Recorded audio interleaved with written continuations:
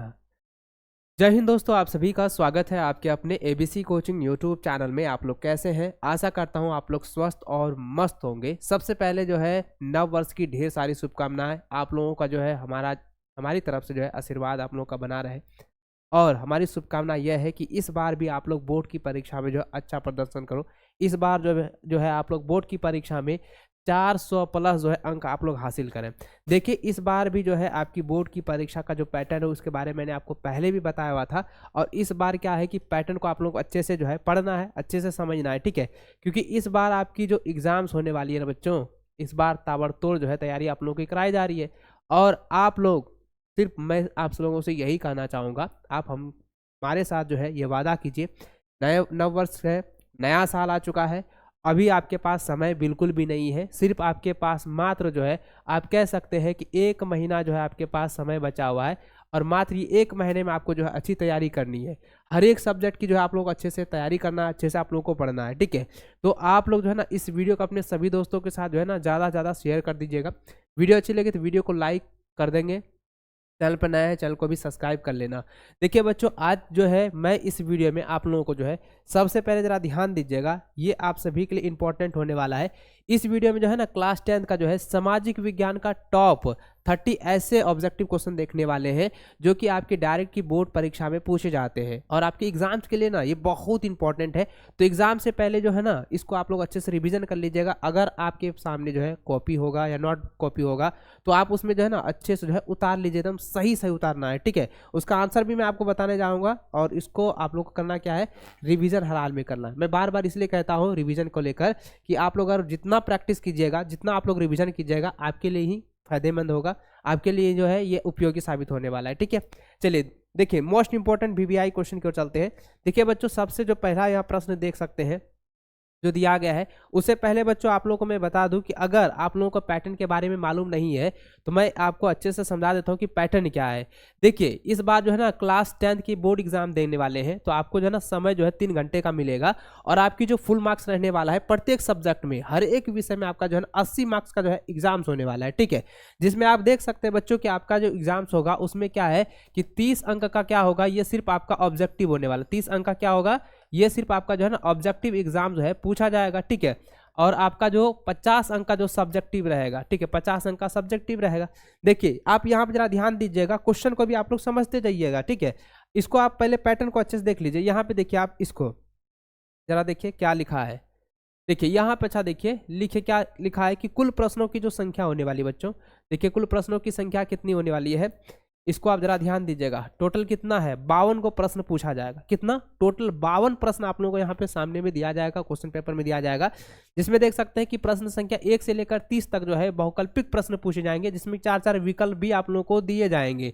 सही विकल्प का चयन करना है और प्रत्येक प्रश्न के लिए जो है 1 अंक जो है निर्धारित किया गया है। और इस वीडियो में जो है 30 ऐसे ऑब्जेक्टिव क्वेश्चन चुन चुन कर लाया हुआ हूं जो कि आपके डायरेक्ट बोर्ड की एग्जाम में जो है पूछे जाएंगे, ठीक है। उसके बाद जो है नेक्स्ट वीडियो में सब्जेक्टिव का भी मैं सॉल्यूशन दूंगा, ठीक है।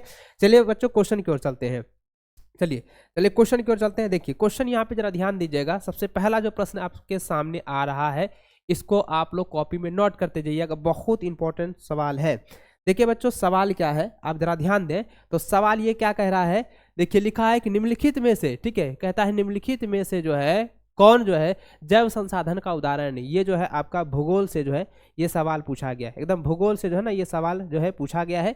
जैव संसाधन, देखिए जैव संसाधन किसे कहते हैं, मैंने तो आपको पहले भी बताया हुआ था। आप इसका जो है ना सब्जेक्टिव में आंसर जरूर दीजिएगा। एक लाइन में आपको उत्तर बताना है कि जैव संसाधन होता क्या है। चलिए इसके आंसर की ओर चलते हैं। तो देखिए सबसे पहले क्या कहा गया था कि निम्नलिखित में से जैव संसाधन का उदाहरण है। तो ये मनुष्य जो क्या है, ये एक जैव संसाधन का उदाहरण है, ठीक है। या क्लियर, इसको आप लोग नोट कर लीजिए, ठीक है। डायरेक्ट आपको यहाँ पे आंसर देखने को मिलेगा। चलिए आगे बढ़ते हैं। देखिए अगला जो प्रश्न की ओर चलते हैं। देखिए अगला जो दूसरा प्रश्न आप देख सकते हैं, किधर गया भाई, वो यहाँ पे चला गया शायद। देखिए अब देखिए यहाँ पे दूसरा जो प्रश्न देख सकते हैं, ये दूसरा नंबर जो सवाल दिया गया है कि मानव जीवन की गुणवत्ता और विश्व शांति बनाए रखने के लिए जो है संसाधन का समाज में कैसा बंटवारा होना चाहिए। तो कैसा बंटवारा होना चाहिए, आप ये बताओ, कैसा बंटवारा होना चाहिए, तो ये जो होना चाहिए वो क्या होना चाहिए, न्याय संगत होना चाहिए। ठीक है, न्याय संगत जो है बंटवारा होना चाहिए। तो ऑप्शन नंबर डी जो है इसका सही आंसर हो जाएगा। चलिए आगे बढ़ते अगले प्रश्न की ओर। देखिए अगला जो प्रश्न दिया गया है, कहता है कि निकोबारी कबूतर किस जातियों के श्रेणी में आता है। तो किस जातियों की श्रेणी में आता है बच्चों, यह जो होता है वो स्थानिक जातियों की श्रेणी में आता है। ठीक है, तो ऑप्शन नंबर जो है सी इसका सही आंसर हो जाएगा।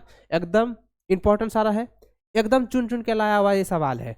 इसको आप लोग एग्जाम से पहले अगर रिवीजन कर लेते हैं ना, तो मैं गारंटी के साथ कहूंगा कि आपकी बोर्ड की परीक्षा में ऑब्जेक्टिव जो है ना, एक भी जो है प्रश्न नहीं छूटने वाला है। ठीक है, एकदम सारा का सारा ऑब्जेक्टिव जो है आप लोग 30 में 30 जो है आप लोग बना के आओगे। 30 में 30 आपका अंक जो है ना एकदम आपकी मुट्ठी में होगा। तो आपको सिर्फ बशर्ते रिवीजन करते जाना है। ठीक है, चलिए आगे बढ़ते अगले प्रश्न की ओर। तो देखिए बच्चों अगला जो प्रश्न आप देख सकते हैं यहाँ पे क्या दिया है। देखिए अगला जो प्रश्न आप देखिए, ये आपके लिए काफी इंपॉर्टेंट है। ये सवाल बार बार आपके एग्जाम में पूछा गया है। कहता है निम्नलिखित में से जो है ना कौन जो है सुमेलित नहीं है।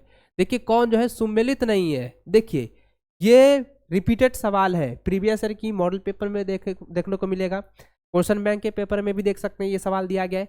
प्रीवियस ईयर की जो है बोर्ड की परीक्षा में ये 2 बार जो है सवाल जो है रिपीट हुआ है। तो इसको अगर आप इस अच्छे से रिवीजन कर लेते हैं, याद कर लेते हैं, तो ये तो आपका हाथ में है, एकदम 1 नंबर आपका फिक्स हो गया। तो देखिए सवाल क्या है कि निम्नलिखित में से कौन जो है सुमेलित नहीं है। तो देखिए क्या है कि महामंदी हीराकुंड परियोजना ये जो है सुमेलित है। ठीक है, ये क्या है सुमेलित है। टाटा भूमिगत जल टैंक ये सुमेलित है। कहता है आप देखिए इल्तुतमिश हौज खास, देखिए इल्तुतमिश हौज खास जो है ये क्या है, ये भी सुमेलित है। यहाँ पे सवाल क्या गया, तो सुमेलित नहीं है तो क्या हो जाएगा गंगा, देखिए भाखड़ा नंगल। ठीक है, देखिए नंगल परियोजना ये क्या है, सुमेलित नहीं है। ये जो है आपस में सुमेलित नहीं करता है, ये नोट कर लीजिए। ठीक है, चलिए आगे बढ़ते हैं अगले प्रश्न की ओर। अगला जो प्रश्न दिया गया है कि रबी फसलों को किस ऋतु में बोया जाता है।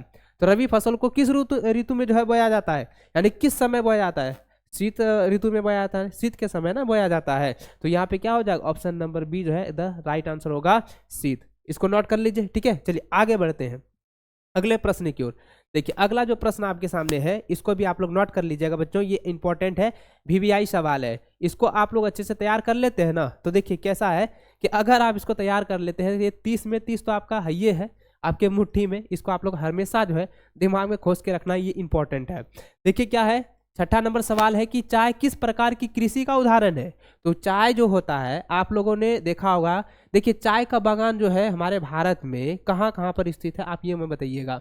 चाय की जो खेती होती है किस क्षेत्र में किया जाता है, किस राज्य में अधिकतर किया जाता है, आप मुझे जो है कमेंट बॉक्स में जो है इसका आंसर जरूर दीजिएगा। देखिए यहाँ पे आंसर क्वेश्चन की ओर चले, तो देखिए क्वेश्चन यहाँ पे क्या कह रहा था कि चाय किस प्रकार की खेती है, यानी कृषि है। तो ये कौन सा हो जाएगा, रोपण कृषि है। ठीक है, चाय की जो खेती होती है वो रोपण कृषि के रूप में जो है बोया जाता है। इसको जो है इसकी जो बीज होती है उसे बोया जाता है, पौधे उगाए जाते हैं, उसके बाद एक जगह से दूसरे जगह तक जो है इसको जो है बुना जाता है। ठीक है, इसको नोट कर लीजिएगा। चलिए आगे बढ़ते अगले प्रश्न की ओर।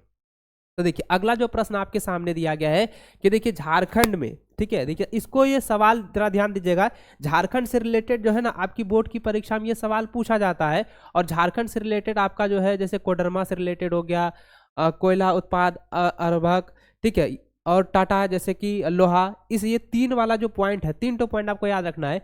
लौह एस्क हो गया, कोयला, तांबा, अभ्रक, ये सारा सवाल जो है ना आपके एग्जाम में ऑब्जेक्टिव में देता है कि अभ्रक की जो है उत्पत्ति जो है झारखंड में कहाँ से है, कहाँ जो है इसकी खनन की जाती है, ये सवाल पूछा जाता है। तो इसको नोट रखना है बच्चों। तो देखिए सवाल की ओर चलते हैं। सवाल ये कह रहा है, कहता है कि झारखंड के गुहा और नोवामुंडी में कौन सा खनिज पाया जाता है। तो कौन सा खनिज पाया जाता है, तो यहाँ पे देखिए सवाल क्या है कि गुहा, ठीक है, गुहा और नोवामुंडी। तो नोवामुंडी में जो है लौह अयस्क पाए जाते हैं, कौन से, लौह अयस्क जो है पाए जाते हैं। तो ऑप्शन नंबर ए जो इसका सही आंसर हो जाएगा लौह अयस्क। ठीक है, यहाँ तक क्लियर। चलिए आगे बढ़ते हैं अगला सवाल। तो अगला सवाल दिया गया है कि निम्नलिखित में से किसका परिवहन पाइपलाइन द्वारा होता है। देखिए पाइपलाइन के द्वारा जो है आप ये बताइएगा परिवहन जो किया जाता है किन किन चीज़ों का किया जाता है, जैसे कि तरल पदार्थ, ठीक है, द्रवयुक्त पदार्थ हो गया, जैसे कि मान के चलिए यहाँ से वहाँ तक लेके जाना। अगर कोई चट्टान चीज़ है, पत्थर वाला चीज़ है, जैसे कोयला हो गया, उसको हम गाड़ी से जो है ले जाते हैं, ठीक है, सोना हो गया वो गाड़ी से ले जाते हैं, चांदी हो गया गाड़ी से ले जाते हैं। लेकिन जो तरल चीज़ होता है जैसे कि किरासन तेल हो गया, ठीक है, पेट्रोलियम चीज़ हो गया, कोई गैस हो गया, एलपीजी गैस हो गया, वो सभी क्या करते हैं, वो जो होता है कि पाइपलाइन के द्वारा, ठीक है, पाइपलाइन के द्वारा जो है इसका जो है एक जगह से दूसरे जगह जो है परिवहन किया जाता है, यानी कि लिया जाता है। एक जगह से उत्पन्न होता है, उसको जो है पाइपलाइन के द्वारा जो है दूसरे जगह जो है स्टोर किया जाता है। तो यहाँ पे क्या है कि परिवहन जो है पाइपलाइन द्वारा होता है। तो यहाँ पे देखिए पानी का भी होता है पाइपलाइन के द्वारा, कच्चा तेल का भी होता है, पेट्रोल उत्पाद का भी होता है। इसलिए इसका सही आंसर क्या हो जाएगा, उपयुक्त सभी हो जाएंगे। क्या हो जाएगा, उपयुक्त सभी। इसलिए राइट आंसर हो जाएगा ऑप्शन नंबर डी। ठीक है, यहाँ तक क्लियर। चलिए आगे बढ़ते हैं, अगले प्रश्न की ओर चलते हैं बच्चों। देखिए अगला जो प्रश्न यहाँ पे देख सकते हैं आपका जो स्क्रीन पर दिया हुआ है, इसको आप लोग एकदम टिक कर लीजिए। ठीक है, अच्छे से नोट कर लीजिएगा क्योंकि ये सवाल आपके एग्जाम में इस बार भी टच होंगे। इसको आप लोग जो है नोट कर लीजिए। देखिए सवाल क्या है, सवाल ये दिया गया है कि हमारे देश की 22 प्रमुख भाषाओं की जो है संविधान की किस अनुसूची में रखा गया है। देखिए हमारे संविधान में जो है भाषा की जो अनुसूची है वो कितने खंडों में रखा गया है, ये जो है 22वां जो प्रमुख भाषाएं हैं वो कौन सी खंड में रखी गई है, कौन सी अनुसूची में रखी गई है, आपको याद रखना है। ये जो है भारतीय संविधान की 8वीं अनुसूची में रखा गया है, इसलिए इसका आंसर हो जाएगा ए नंबर 8वीं सूची। ठीक है, इसको आप लोग नोट कर लीजिए। चलिए आगे बढ़ते हैं अगले प्रश्न की ओर। तो देखिए अगला जो प्रश्न आपके सामने आया हुआ है, देखिए क्या कौन सा सवाल है बच्चों, इसको आप जरा ध्यान दीजिए। ये जो सवाल है ना ये भी इंपॉर्टेंट है, रिपीटेड सवाल है। आप प्रीवियस ईयर की मॉडल पेपर में इसको मिलान कर सकते हैं, ये आपका दिया हुआ था। तो देखिए सवाल क्या कह रहा है, सवाल ये कहता है कि स्थानीय शासन व्यवस्था में कितना पद जो है महिलाओं के लिए आरक्षित है। देखिए मैंने आपको पहले भी बताया था कि बच्चों कि देखिए महिलाओं के लिए जो आरक्षित क्षेत्र होते हैं वो कौन सा होता है, पंचायती राज में। ठीक है, पंचायती राज में ना महिलाओं की जो है सीट जो है आरक्षित होती है। लेकिन अब यहाँ ये पूछा गया है कि कितने प्रतिशत जो है, कितना पद, देखिए कितना पद जो है महिलाओं के लिए, यानी कि कितना प्रतिशत कह सकते हैं कि ये कितना जो है प्रतिशत, कितना प्रतिशत जो है वो आरक्षित है। तो देखिए पूरी झारखंड व्यवस्था में जो है, पूरी झारखंड व्यवस्था में, झारखंड की कार्यकला में तो क्या होता है कि स्थानीय शासन व्यवस्था, जो स्थानीय शासन व्यवस्था होता है पूरे भारतवर्ष में, तो इसमें क्या होता है कि 1/3 भाग जो होता है वो सिर्फ महिलाओं के लिए आरक्षित होता है। 1/3 भाग, तो ये क्या हो जाएगा, ऑप्शन नंबर ए ही हो जाएगा। 1/3 भाग जो है वो क्या होता है, आरक्षित होता है। तो option A is the right, क्या हो गया, right answer. Option A is the right answer. इसको नोट कर लीजिएगा। बहुत सारे बच्चे को कमेंट ये देखने को मिलता है कि सर बहुत सारे ऐसे भी क्वेश्चन हैं जो कि सब्जेक्टिव से उठा लेता है। तो देखिए चुन चुन कर मैं आप लोगों को जो सीरीज लेकर आ रहा हूं, जो आप लोगों को बता रहा हूं, अगर आप बारी बारी से देख लेते हैं ना तो मैं गारंटी के साथ कहूंगा कि आपके एग्जाम में एक भी प्रश्न नहीं छूटेंगे। आप चाहे कितना भी आपका कठिन जो है सिलेबस है, सिलेबस से ही ना क्वेश्चन देगा, थोड़ी सिलेबस से बाहर देगा। और जो मॉडल पेपर आएगा उसका भी आप लोगों को सोल्यूशन जल्द ही मिल जाएगा।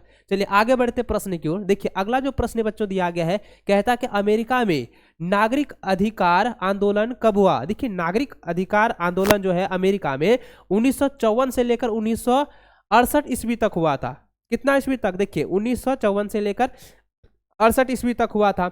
अगर ये बच्चों ये सवाल ये पूछा जाए, ये बताइए कि अमेरिका में नागरिक अधिकार आंदोलन जो है कितने वर्षों तक चला था। अगर ये सवाल पूछा जाए तो आपको याद रखना है कितने वर्षों तक, ये 22 वर्षों तक चला, सॉरी 12 वर्षों तक चला था। ठीक है, इसको आप लोग नोट कर लीजिएगा। कितने वर्षों तक, 12 वर्षों से लेकर जो है 14 वर्षों तक, इसको नोट कर लीजिएगा। 12 से 14 वर्षों तक इसका जो है ये आंदोलन हुआ था। ठीक है, तब जो है 1954 से लेकर 1968 के लास्ट में जो है ये अमेरिका में नागरिक अधिकार आंदोलन जो है ये पूरी तरह से धीरे धीरे समाप्त हो गया और उसके बाद अधिकार जो है मिल गया था। ठीक है, चलिए इसको आप लोग यहाँ पे क्लियर हो गया। चलिए आगे बढ़ते अगले प्रश्न की ओर। तो देखिए अगला जो प्रश्न देख सकते हैं बच्चों, क्या दिया हुआ है। अगला प्रश्न जो कि आपका 12 नंबर है। ठीक है, अगला प्रश्न क्या है, 12 नंबर। जरा ध्यान देंगे, ये सवाल जो है ना आपके एग्जाम्स के लिए बहुत ही महत्वपूर्ण है बच्चों, क्योंकि इस बार एग्जाम में ना बहुत सारा ऐसा क्वेश्चन देखने को आपको मिलेगा ना, आपको लगेगा कि तुम पहले भी पढ़े हुए हैं, और आप एग्जाम में जैसे ही जाओगे ना तो आप क्या करोगे, इसको ना देख कर ही डायरेक्ट जो है आंसर लगाना शुरू कर दोगे, एकदम लिखना शुरू कर दोगे। क्योंकि आप लोगों को ना जो हमारे चैनल पर जो है इतना सारा वीडियो आप लोगों को प्रोवाइड करा दिया गया है। अगर आपने प्लेलिस्ट नहीं देखा है ना, प्लेलिस्ट पर जाकर जो है वीडियो सेशन में जाना, वहाँ पर आपको सारा मिल जाएगा, ऑल टू ऑल सब्जेक्ट का मिल जाएगा। ठीक है, एकदम ताबड़तोड़ तैयारी इस बार जो है कराई जा रही है। चलिए आगे प्रश्न देखते हैं दोस्तों। 12वां नंबर सवाल देखिए, दिया गया है कि भारत के राज्यों की विधानसभाओं में महिलाओं का प्रतिनिधित्व कितना फीसदी है। देखिए अब ये कह रहा है कि भारत के राज्यों की जितने भी स्टेट्स हैं उसमें जो विधानसभा होते हैं, तो विधानसभाओं में जो है महिलाओं का जो प्रतिनिधित्व होता है वो कितना फीसदी होता है, ये जो होता है वो 5% जो है, ठीक है, याद रखेंगे 5% जो है फीसदी से जो है कम होता है, याद रखेंगे 5% से जो है ये क्या होता है, कम होता है। इसको आप लोग नोट कर लीजिए, एग्जाम में है ना, ये वेरी वेरी इंपॉर्टेंट सवाल है और ये एग्जाम में हर हाल में ये पूछा जाएगा, तो इसको आप लोग क्या करना है, टिक लगा लेना है, नोट कर लीजिए। चलिए आगे बढ़ते अगले सवाल की ओर। तो देखिए बच्चों, अगला जो सवाल आपके सामने है ये आपको लग रहा होगा कि ये सवाल आपने कहीं पढ़ा है, क्योंकि ये मैंने सब्जेक्टिव में आप लोगों को बताया हुआ था। 13वां नंबर सवाल आप देखें तो दिया गया है कि इनमें से कौन से देश में, देखिए, द्विदलीय व्यवस्था है, यानी कि द्विदलीय व्यवस्था यानी कि 2 दल वाली व्यवस्था जो है कौन से देश में है। तो देखिए पहला जो है भारत, ये पहला ऑप्शन क्या है, भारत, दूसरा ऑप्शन है अमेरिका, तीसरा है फ्रांस और चौथा है जर्मनी। तो देखिए द्विदलीय व्यवस्था, द्विदलीय जो व्यवस्था किस में है, अमेरिका में, याद रखेंगे अमेरिका में, ठीक है। तो option number B is the right answer होगा, सही आंसर होगा। चलिए आगे बढ़ते अगले प्रश्न की ओर। तो देखिए अगला जो प्रश्न बच्चों यहाँ पे देख सकते हैं दिया गया है 14 नंबर। ये सवाल ये कह रहा है कि नेपाल में जो है राजतंत्र को किस वर्ष समाप्त किया गया। तो देखिए नेपाल में जो राजतंत्र की व्यवस्था है उसे समाप्त करने की यहाँ अवधि पूछी गई है, वर्ष पूछा गया है, तो याद रखना है ये जो है 2008 में जो है इसे पूर्ण रूप से जो है समाप्त कर दिया गया है, ठीक है। तो ऑप्शन जो है B is the right answer होगा, ऑप्शन बी 2008 ईस्वी। इसको आप लोग नोट कर लीजिए, ये आपके एग्जाम्स के लिए वेरी वेरी इंपॉर्टेंट सवाल है और इसको अच्छे से आप लोगों को टिक कर लेना है। चलिए आगे बढ़ते अगले सवाल की ओर। तो देखिए अगला जो सवाल है 15वां नंबर, आप इसको जरा ध्यान देंगे। 15वां नंबर जो सवाल बच्चों यहाँ पे देख सकते हैं दिया गया है, कहता है कि बोलीविया, देखिए बोलीविया से रिलेटेड जो है ना आपके एग्जाम में सवाल जो है कम से कम 3 को पूछेगा, एक सब्जेक्टिव में भी पूछेगा, इसको आप लोग इसलिए नोट कर लीजिएगा। देखिए सवाल यहाँ पे 15 नंबर जो दिया गया है, कहता है कि बोलीविया में पानी के निजीकरण के खिलाफ जो है आंदोलन की अगुवाई किस संगठन ने किया था। तो ये देखिए किस संगठन ने किया था, आपको मैंने पहले भी बताया था बच्चों कि यह जो है पानी के निजीकरण के खिलाफ जो है आंदोलन की जो अगुवाई किया था, या आंदोलन के लिए जो है जो प्रेरित किया था आंदोलन करने को लेकर, तो वो जो कौन किया था, कौन सा जो है संगठन ने किया था, वो किया था फेडकोर ने, ठीक है। तो ऑप्शन नंबर ए जो है इसका सही आंसर होगा, इसको आप लोग टिक कर लीजिए। चलिए आगे बढ़ते हैं अगले प्रश्न। देखिए 16 नंबर जो दिया गया है, कहता है कि केरल में जो है शिशु मृत्यु दर कम होने का एक कारण निम्नलिखित में से कौन सा है। जो शिशु मृत्यु दर है, यानी कि जो बच्चों का जन्म होने से पहले क्या होता है उसको हत्या कर देना, या जैसे कि किसी को जो है लड़की चाहिए, किसी को लड़का चाहिए, ये भेदभाव होते ही रहता है, आज भी हो रहा है, शायद कहीं कहीं पे होता ही होगा। वहाँ पे क्या है कि अगर लड़की उसको नहीं चाहिए, लड़की पैदा हो गया तो उसको क्या करता, तो उसकी हत्या कर दी जाती थी, ठीक है। तो ये होता था शिशु मृत्यु दर।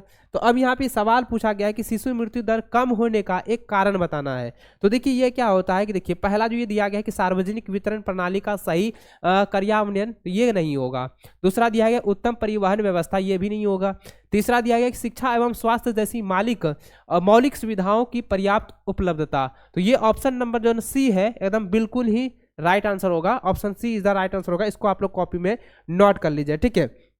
चलिए आगे बढ़ते हैं बच्चों अगले सवाल की ओर। तो देखिए अगला जो सवाल आप देख सकते हैं हमारी स्क्रीन पर, तो देखिए 17वां नंबर जो सवाल दिया गया है ये काफी वीवीआई है। देखिए सवाल ये इस प्रकार है, कहता है निम्नलिखित में से किसे जो है संगठित क्षेत्र में जो है नियोजित कहा जा सकता है। तो किसे संगठित क्षेत्र में जो है नियोजित कहा जा सकता है, तो उसको हम कह सकते हैं बहुराष्ट्रीय कंपनी का अस्थायी कर्मचारी। तो ऑप्शन नंबर बी जो है एकदम सही एवं सटीक आंसर होगा, इसको आप लोग क्या करेंगे, नोट कर लीजिएगा, ठीक है। चलिए आगे बढ़ते अगले सवाल जो है 18वां नंबर सवाल देखें। 18वां नंबर सवाल जो है काफी इंपॉर्टेंट है बच्चों, इसको आप लोग जो है टिक कर लें, ठीक है। ये क्या कि ये देखिए ये रिपीटेड सवाल है, आपकी प्रीवियस ईयर की बोर्ड की परीक्षा में भी पूछा हुआ है। देखिए बहुत सारे क्वेश्चन ऐसा है ना रिपीट किया हुआ, और इसी में से आपकी बोर्ड की परीक्षा में पूछा जाएगा, ज़्यादा कुछ चेंज नहीं होने वाला इस बार।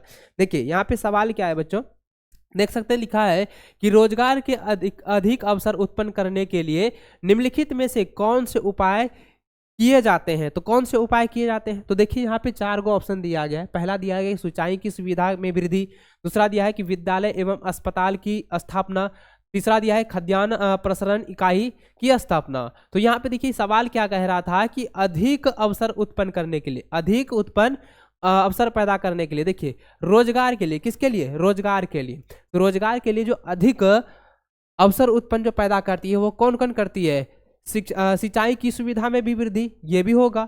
विद्यालय एवं अस्पताल की स्थापना, ये भी होगा। और खाद्य प्रसंस्करण की इकाई की स्थापना, ये तीनों हो जाएंगे। इसलिए इसका आंसर क्या हो जाएगा, 1, 2 तथा 3। ये ऑप्शन नंबर डी जो है इसका सही व सटीक आंसर होगा। इसको आप लोग क्या करेंगे, एग्जाम से पहले नोट कर लेना, रिविजन कर लेना, ठीक है।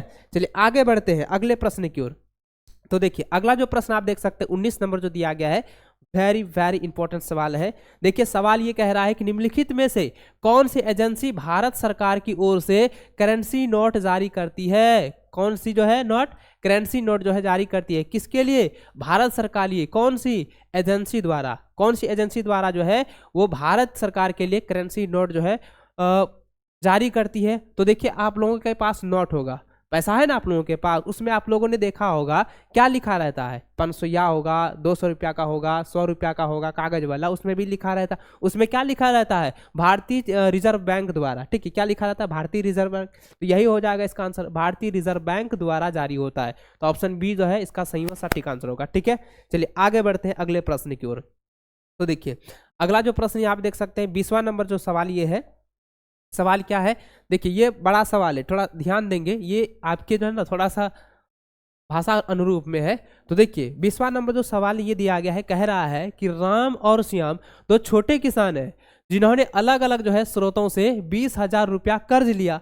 राम ने 1.5%, देखिए याद रखिएगा 1.5% ब्याज प्रति माह की दर से एक व्यापारी से कर्ज लिया, जबकि श्याम ने यह कर्ज जो है बैंक से प्रति वर्ष 8% ब्याज पर लिया।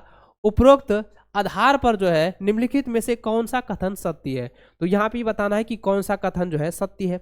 देखिए एक ने जो यहाँ पे दिया गया है कि श्याम है और राम है, तो राम ने किससे लिया है, राम ने जो लिया है वो किससे लिया है, कोई व्यापारी से जो है 1.5% जो है ब्याज प्रति माह की दर से लिया है। और यहाँ पे श्याम ने क्या लिया है, कर्ज लिया है, तो वो किसी भी बैंक से लिया है, किसी बैंक से जो है कर्ज लिया है, वो कितने 8% प्रति वर्ष ब्याज की दर से लिया है। तो अब यहाँ पे ये कह रहा है कि इसका जो कथन है वो सही है, ये बताइए। तो यहाँ पे देखिए राम की हालत जो है ना ज्यादा खराब है, राम की हालत जो है क्या है, ज्यादा खराब है, क्योंकि वह ज्यादा ब्याज दे रहा है। कौन, राम दे रहा है। तो ये क्योंकि ये व्यापारी से जो है ना प्रति वर्ष के दर पे लिया है, और यह जो श्याम जो है वो कि बैंक से जो है 8% प्रति वर्ष की दर से, और ये प्रति माह की दर से। तो यहाँ तक क्लियर हो चुका है। चलिए आगे बढ़ते हैं। अगला जो प्रश्न देखिए यहाँ पे 21वां नंबर सवाल दिया गया है। सवाल ये कहता है बच्चों सवाल ये कहता है कि भारत सरकार ने सूचना का अधिकार यानी कि RTI नामक कानून कब लागू किया। देखिए कब लागू किया था, आपको मालूम होगा, ये किया था अक्टूबर 2005 को, ठीक है। ऑप्शन नंबर ए जो है इसका सही व सटीक आंसर होगा, इसको आप लोग याद कर लें। चलिए आगे बढ़ते हैं। अगले प्रश्न देखिए, अगला जो प्रश्न ये आप देख सकते हैं 22 नंबर जो दिया गया है, क्या कहता है कि भारत सरकार या सरकार द्वारा अवरोधों अथवा प्रतिबंधों को हटाने की प्रक्रिया क्या कहलाती है। तो ये देखिए क्या कहलाती है, उसे जो हम लोग कहते हैं उदारीकरण। क्या कहते हैं, उदारीकरण कहते हैं। तो ऑप्शन नंबर जो सी होगा एकदम सही आंसर हो जाएगा, ठीक है। इसको आप लोग टिक कर लें। चलिए आगे बढ़े। अगला प्रश्न देखिए यहाँ दिया गया है, देखिए अर्नस्ट रेमन, ठीक है, अर्नस्ट रेनन या रेमन कह सकते हैं। अर्नस्ट रेनन जो है किस देश को जो है दार्शनिक थे। देखिए किस देश के जो है दार्शनिक थे, वो जो है फ्रांसीसी देश के जो है दार्शनिक थे, ठीक है। तो ऑप्शन बी जो है इसका सही व सटीक आंसर होगा। चलिए आगे बढ़े अगला सवाल की ओर। देखिए अगला सवाल जो है 24वां नंबर सवाल दिया गया है कि फ्रांसीसी क्रांति जो है कब हुई। तो देखिए आप सभी को मालूम है कि फ्रांसीसी क्रांति जो हुआ है 1789 ईस्वी में हुआ। तो ऑप्शन नंबर जो है ए इसका सही आंसर हो जाएगा 1789 ईस्वी, ठीक है। इसको आप लोग नोट कर लीजिए। और ये डेट में अगर पूछा जाएगा तब आप क्या बताइएगा, इसका जो है ना मैंने पहले भी जवाब दिया था, पहले भी इसको बताया हुआ है। आप नीचे जो है कॉमेंट बॉक्स में इसका आंसर दीजिएगा कितने तारीख को हुआ, तो ये भी आप लोग जरूर बताइएगा, ठीक है। चलिए आगे बढ़ते अगले प्रश्न की ओर। तो देखिए अगला जो प्रश्न जो देख सकते हैं 25वां नंबर सवाल जो है ये बहुत इंपॉर्टेंट है बच्चों, इसको आप लोग नोट कर लें। देखिए सवाल ये है कि यंग इटली, देखिए यंग इटली से रिलेटेड मैंने आपको पहले भी बताया था सब्जेक्टिव में भी, और मैंने कहा था कि यंग इटली से रिलेटेड आपके ऑब्जेक्टिव में भी सवाल दिए जाते हैं, तो इसको याद कर लेना है। देखिए सवाल यह है कि यंग इटली भूमिगत संगठन के संस्थापक कौन थे। तो यंग इटली की जो है संस्थापक कौन थे, तो ये तो आप लोगों को पहले से मालूम है कि ज्योतिषी मतिस्नी थी, ठीक है। तो ये कौन सा हो जाएगा, ऑप्शन नंबर सी हो जाएगा। देखिए ये हो गया, देख कितना आसान सब है, यही सब सवाल तो एग्जाम में आवे करता है, ठीक है, लेकिन आप लोग पढ़ते नहीं है। देखिए अगला सवाल क्यों चले, 26वां नंबर सवाल देखिए दिया गया है कि महात्मा गांधी दक्षिण अफ्रीका से भारत जो है कब लौटे थे। किस ईस्वी को जो है दक्षिण भारत लौटे थे, जरा ध्यान दीजिएगा, दक्षिण अफ्रीका से साउथ अफ्रीका से जो है इंडिया जो है महात्मा गांधी किस वर्ष में जो है लौटे थे? तो बच्चों इसका आंसर क्या हो जाएगा? ये हो जाएगा जनवरी 1915 को लौटे थे। ठीक है, जनवरी 1915 ईस्वी को लौटे थे। ऑप्शन ए जो है इसका सही व सटीक आंसर होगा। चलिए आगे बढ़ते हैं अगले प्रश्न की ओर। देखिए अगला जो प्रश्न देखिए यहाँ पे 27 नंबर दिया गया है। कहता है कि पूना पैक्ट डॉक्टर भीमराव अंबेडकर एवं किसके मध्य हुआ था? देखिए ये जो है सब्जेक्टिव में सवाल पूछा गया था कि भीमराव अंबेडकर और महात्मा गांधी के बीच जो है ये पूना पैक्ट की जो है समझौता हुई थी। ठीक है, ये किस लिए हुआ था मैंने सब्जेक्टिव में आप लोगों को समझाया है।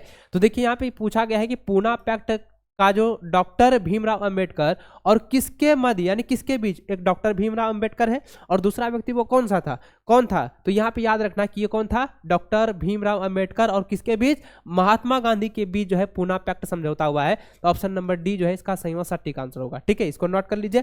चलिए आगे बढ़ते अगले प्रश्न की ओर। देखिए अगला जो प्रश्न दिया गया है कि 1890 के दशक में रीडर पेस्ट नामक बीमारी किस देश में बहुत तेजी से फैली? तो देखिए रीडर पेस्ट बीमारी क्या है, आप हमें ये पहले बताओ। रीडर पेस्ट बीमारी क्या होता है? देखिए रीडर पेस्ट जो बीमारी होता है ना, यह होता है पशुओं में होने वाले संक्रामक रोग। ठीक है, पशुओं में होने वाले संक्रामक रोग, और ये सबसे ज्यादा कहाँ पे फैला था बच्चों? ये जो है अफ्रीका में फैला था। कहाँ पर? अफ्रीका में। तो ऑप्शन बी जो है इसका सही आंसर हो जाएगा। ठीक है, इसको टिक कर लीजिए, नोट कर लीजिए। ये देखिए काफी आसान सा सवाल लेकर आ चुका हूँ और आपके लिए एग्जाम के लिए इंपॉर्टेंट है। चलिए अगला सवाल यहाँ देख सकते हैं। 29वां नंबर सवाल देखे दिया गया है कि निम्नलिखित में से कौन देश मित्र राष्ट्र के पाले में था? तो मित्र राष्ट्र के पाले में कौन सा देश था? तो वो था ब्रिटेन। ऑप्शन नंबर जो है सी इसका सही आंसर होगा। चलिए अगला प्रश्न जो आपके एग्जाम्स के लिए VBI है और इस वीडियो का लास्ट जो है क्वेश्चन है, और आपको इसका जवाब जो है आप मुझे कॉमेंट बॉक्स में देंगे, क्योंकि मैंने कई बार आप लोगों को ये जो है पढ़ाया है। तो देखिए सवाल यहाँ पे क्या है, मैं क्वेश्चन एक बार पढ़ देता हूँ। लिखा है कि स्पिनिंग जेनी मशीन किसके द्वारा जो है बनाई गई थी? ये बार बार एग्जाम में रिपीट होता है और इसको आप लोगों को याद कर लेना है। ठीक है, इसको क्या करना है बच्चों? अच्छे से आपको जो है याद करके रखना है। देखिए सवाल क्या पूछ रहा था, फिर से बताता हूँ कि स्पिनिंग जेनी मशीन किसके द्वारा जो है बनाई गई थी? तो इसका आंसर क्या हो जाएगा? देखिए जेम्स हार ग्रीव्स हो जाएगा, जेम्स हार ग्रीव्स। इसको आप लोग नोट कर लीजिए। और मैं इस वीडियो में जितना भी आपको ना 30 आपको MCQ क्वेश्चन बताया हूँ, ऑब्जेक्टिव क्वेश्चन बताया हूँ, अगर आप इसको एग्जाम से पहले आप लोग जो है रिवीजन कर लेते हैं, आप लोग जो इसको क्या करते हैं रिवीजन कर लेते हैं, आप इसको जो है तैयार कर लेते हैं, तो मैं गारंटी देता हूं कि आपकी बोर्ड की परीक्षा में ये 30 नंबर जो है, ये 30 अंक जो है आपका कहीं नहीं जाने वाला है, बशर्ते आपको थोड़ी सी मेहनत करनी होगी, रिवीजन करनी होगी। ठीक है, तो इस वीडियो को अपने सभी दोस्तों के साथ ज़्यादा से ज़्यादा शेयर कीजिएगा। वीडियो कैसी लगे तो आप मुझे अपनी राय जो है कमेंट बॉक्स में जरूर बताइएगा। और बच्चों आपको कौन कौन सा जो है सब्जेक्ट काफ़ी ज़्यादा वीक है, काफ़ी कमज़ोर है, आप ये भी कमेंट में जरूर बताइएगा। ठीक है, जल्द जो है आपका नेक्स्ट वीडियो लेकर आऊँगा। तब तक जो है हमें इजाज़त दें, मिलते हैं नेक्स्ट वीडियो में। तब तक जय हिंद, वंदे मातरम।